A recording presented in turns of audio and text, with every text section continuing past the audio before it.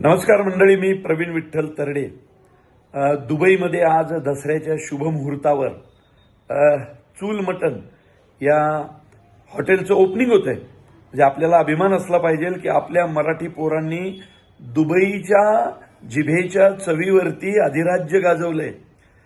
म्हणजे आपले सागर ताकवले, अमोल डुबे पाटील आणि रोहन बाकरे, म्हणजे या तिघांची हॉटेल, म्हणजे अमोलची दुबईमध्ये 3 हॉटेल आहेत, इकडं सागरचं ताकवले ग्रुप्स ऑफ हॉटेल्स आहेत, आणि आपल्या रोहनचं तर आशिष प्लाझा फर्ग्युसन रोडचं सगळ्यांना माहिती आहे.